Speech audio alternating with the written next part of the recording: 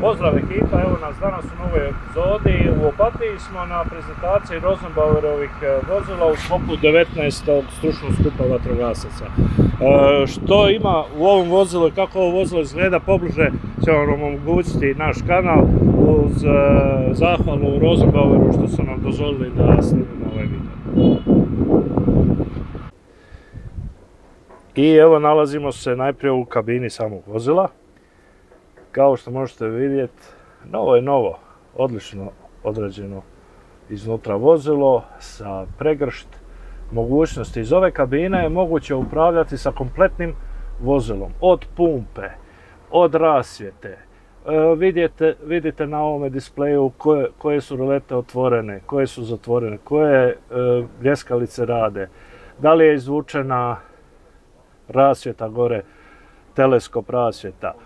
Čak kod otraga ima kamera, možete vidjeti od otraga kod pumpe vozila što se nalazi kod pumpe vozila. Povezano iz kabine je povezano radiovezom sa momčarskom kabinom i sa pumpom.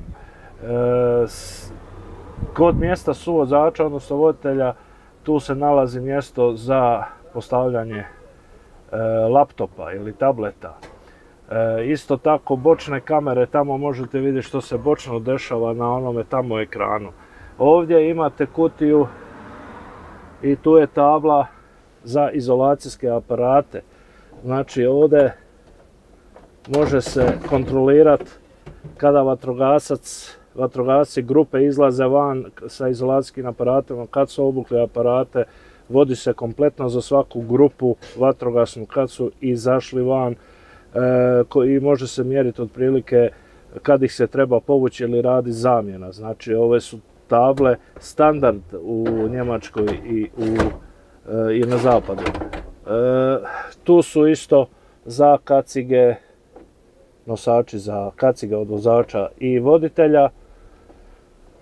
Ovdje sad imamo kutiju, ne znam što je unutra, da vam iskreno kažem, nisam uspio ni pitat, ali vidite tu su džepne lampe, tu je jedan mali sef za neke predmete, ključeve koje želite zaključati da bude na sigurno i lampa stop. A mi ćemo otići iz ove kabine prekrasne u momčarsku kabinu i vidjeti što se nalazi tamo.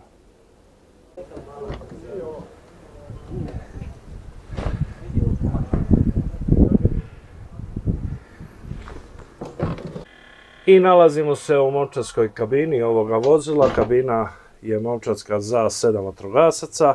Ja sjedim na jednome sjedalu i tu su još do vozača tamo je za 3 vatrogasca, a do cisterne su 4 vatrogasca. I sad gledamo tu pregršt, tu ima znači komunikacija. Sve Rosenbauer znači izgrađuje, sve su to dijelovi od Rosenbauera, tako su nam rekli da možemo slobodno naglasiti, sve oni proizvode od sjedalice, svih ovih detalja unutra, sve je to od Rosenbauera. Tu su lampe sa punjačima, integrirani ležni nosači, ovdje su integrirali jedan rusak, to je vjerojatno prvu pomoć. Ovdje između sičeva, tu se vidi, tu su užad. Ispod, iskreno da vam kažem, su pretinci koje ja sad ne bih htio otvoriti jer sam sam u kabini, dozvolili su mi da uđem, ali neću baš pačat po svemu. Ovdje gore na vrhu je klimatizacija i mjesta za odlaganje kaciga, vrlo zgodno. I ovdje od otraga isto tako, dva su uvučena malo unutra da bi lakše stala nosači izolacijski i ovdje dole ispod se nalazi pregršt kutija u kojoj još dodatno možete pohraniti nešto od opreme. Isto tako možemo vidjeti detalje, tu su osim radio veze, tetre i sve koje je prikopčeno, znači mogućnost i svjetla paljenja raznih svjetala kao zeleno u vožnji da ne smeta vozaču napravo. Znači odlična, prekrasna, lijepa kabina. Ovdje između kabine vozača i momčarske kabine. Na ljevoj strani vozila nalaze se priključci za 24 volta punjenje i 230 volta punjenje sa zrakom. Punjenje je isto tako održavanje vozila sa električnom energijom i zrakom, da uvijek bude spremno, i na to standard nekakva 24 voltna izlaz za punjenje ako slučajno da eto imamo čak i to. U kabini vozila smo momčarskoj bili i sada idemo na jedan od boksova. Boksovi su odlično opremljeni, vidite opremu, nećemo vam sve objašnjavati.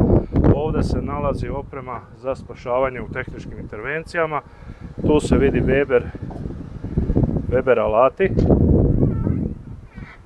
i kutije u kojima se nalazi brdo te opreme. Sve je to izvlačivo, sve se to može izvlačiti i vrlo je zgodno i pristupačno. Tu se nalaze dva Smart Force Weber cilindra i jedne razupore i jedne škare. Sve novo Weberov alat. Ovdje unutra možemo vidjeti, tu se nalazi nešto elektrike za razne punjače, punjači za baterije, za stabilizaciju vozila, klocne, alat, raznorazni, i tu je gore smještena daska, rampa za spašavanje na vozilima, kamionima, ako su neki više vozila kamioni, autobusi. Zaštitne, znači tu je stop fast, akumulatorska Rosenbauer lampa, LED lampa baterijska za osvjetljavanje, klocne razne još i zaštitne cerade kad se u prometnim nezgodama štiti od oštrih rubova. Znači ovako to izgleda ovaj boks. Prekrasno. Idemo dalje. U ovome drugome boksu imamo ovdje, znači ovaj blatobran, stepenica se izvlači van iz blatobrana i omogućuje nam pristup na ovom dijelu. Ovdje što je vrlo interesantno, tu je produžni kabel, bubanj za izvlačenje sa kabel sa utičnicama. Sve je to u X izvedbi sa raznim alatima, a ovdje imamo deku za požar električnog vozila, za pokrivanje kao standard u ovom vozilu su postavili vrlo zgodno u slučaju na parkingu da gori neko vozilo i ne može ga se brzo izvući, onda se sa ovom dekom odlično pokrije i priguši se vozilo, ugasi se da napravi što manju štetu. Nažalost ćemo morati u buduće vrijeme sve više koristiti takve alate jer sve više ima električnih vozila koji se samo zapale na parkinzima, u garažama, podzemljima i tako. A nalazimo se ovdje na trećem boksu. Evo tu se nalazi, ovdje su izlazi, tlačni izlazi, ovdje je već B cijevna pruga spremna sa razdjelnicom za razmatranje, još jedna B cijev je tu. Tu je Schnellangriff ili brza navala, znači spremna je i jedna C cijev sa mlaznicom. Čak mislim da je ovo FI 42, da ovo nije 52. Ali to ćemo pitati kasnije. I tu su razne mlaznice sa ublaživačima trzaja mlaza. Sve novo. Nalazi se tu i 4 košare sa B ili C cijevima, ja sad to ne mogu. Sa C cijevima, to je C cijevna pruga i vidimo unutra kako je to lijepo složeno.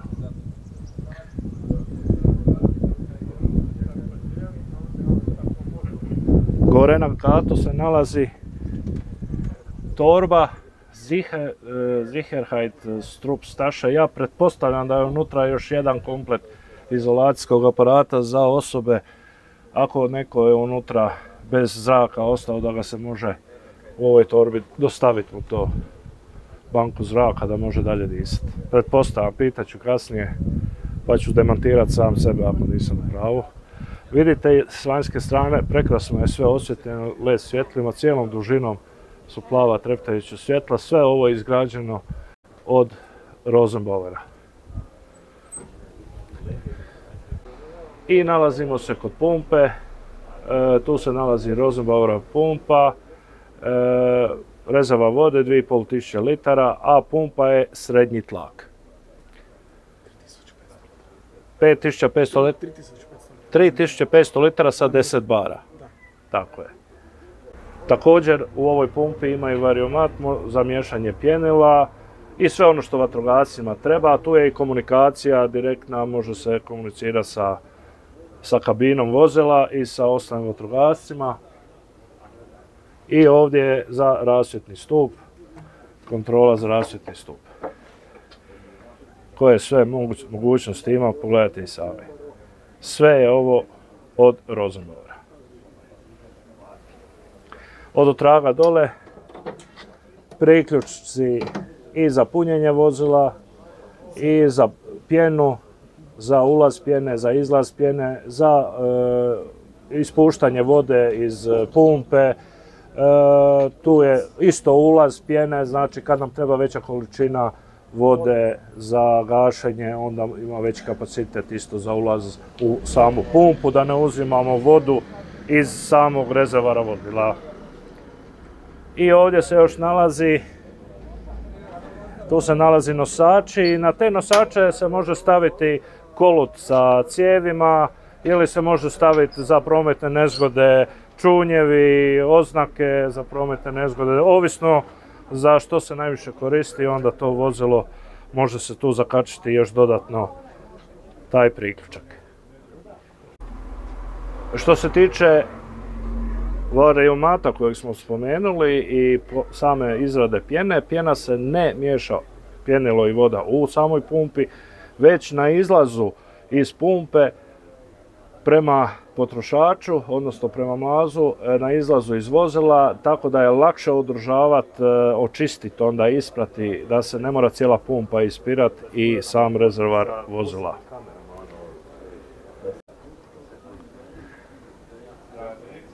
I ovdje da vam samo još pokažemo ovaj zadnji dio, znači tu ima i od otraga LED za usmjeravati, u kabini se može usmjeravati promet lijevo, desno, označavati promet, pisati parole gore koje već treba, opasnost neku ili nešto, a ovdje ova vrata zadnja ima i roleta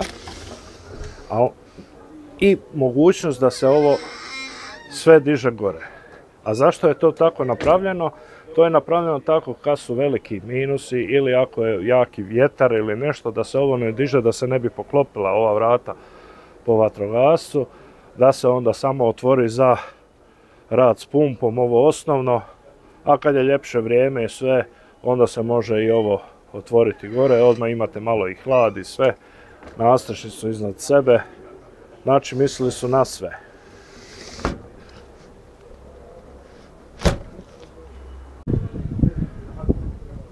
I možemo polako preći na desnu stranu vozila, tu kao vidimo aparat, znači 10 litarski za gašenje sa pjenom, mislim čak da može raditi kaf s pjenom, suhu pjenu i S aparat još.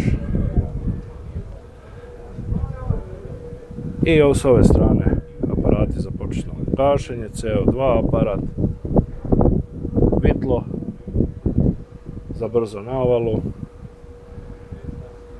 Tu se nalazi jedan, ovo je mislim kombinacija mlaznice za tešku i za srednje tešku pjenu.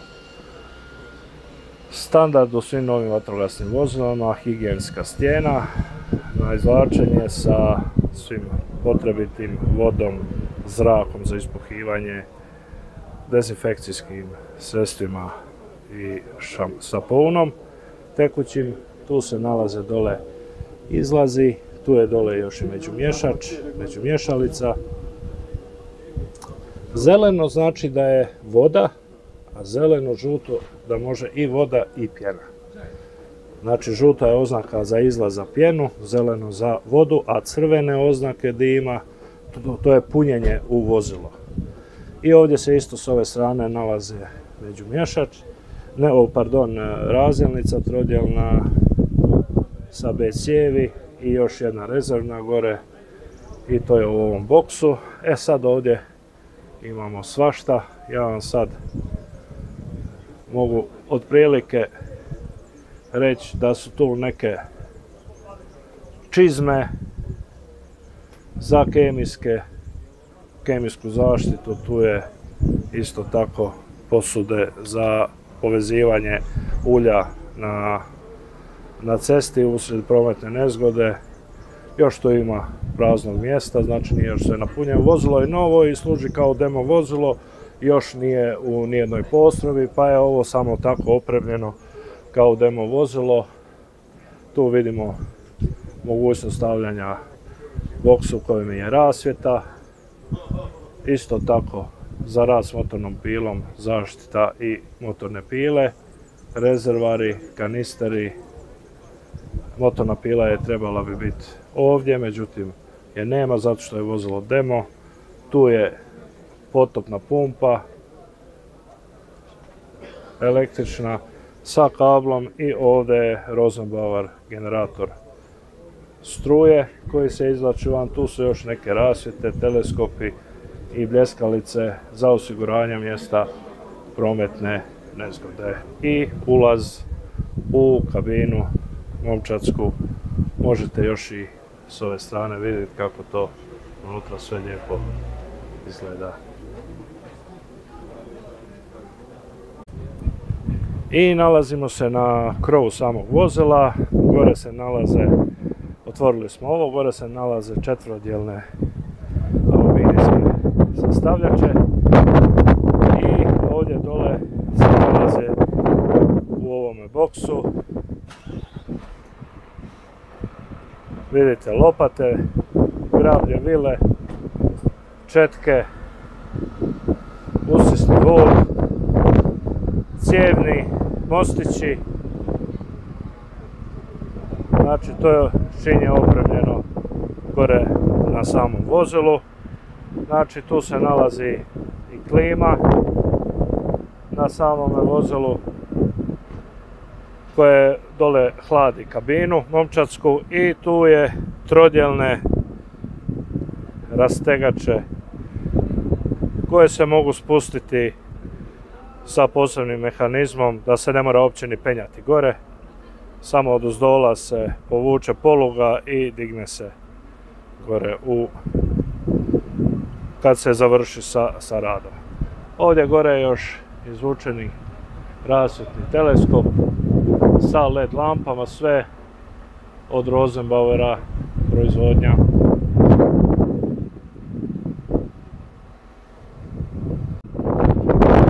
Evo toliko o ovom vozilu, malo je vjetar, malo puše vjerovatno i nije baš nešto lijepo vrijeme za snimanje, ali mi smo ipak tu samo 2 dana i to vozilo je samo tu 2 dana. Ovo je demo vozilo od Rosenbauera, hvala Rosenbaueru što su nam dozvolili da ga snimimo ovako i javno objavimo. Više o ovom vozilu pitajte Rosenbauer, ja sam što sam znao to sam otpjevao. Puno pozdrav, vidimo se u sljedećoj epizodi.